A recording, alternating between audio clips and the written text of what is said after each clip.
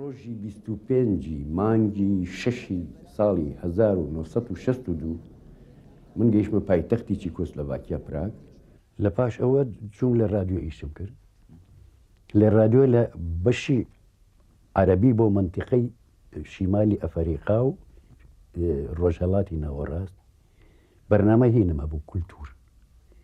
لەگەڵ ئەوەش وەکو پیشانم دای لێرە هینمە هەفتەی جارێک هینم دەدووسی مۆسیقا بۆ حقایەت بۆ چیرۆکی منداڵ.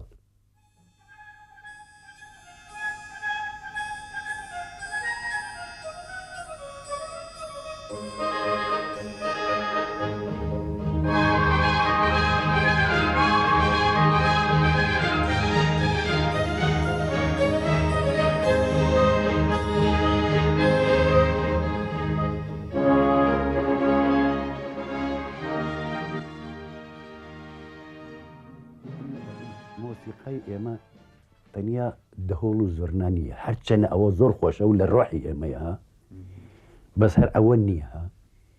ئێمە ئەو توانم من گوتم هەموو شتەکانی کە کردم هەموو تەجریبە بوو.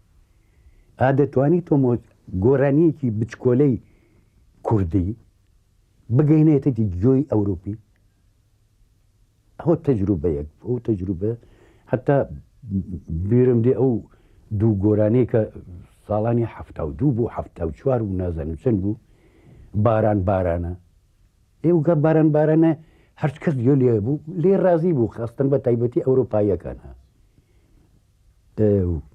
یا قشکاڵی ئەو شتانە یعنی بەڕاستی پیان خۆش بوو خەڵکەکە، هی خۆشمان هینی ئەوروپیش.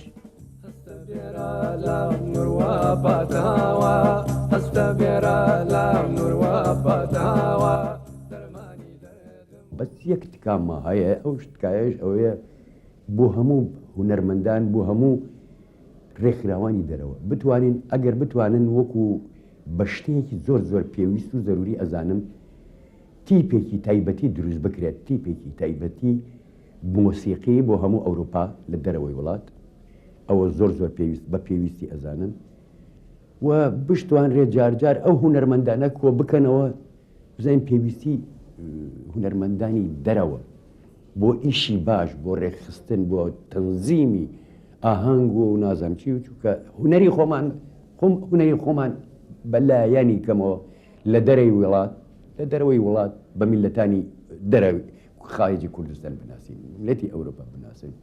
ساڵی 1946 ئەسخەریکم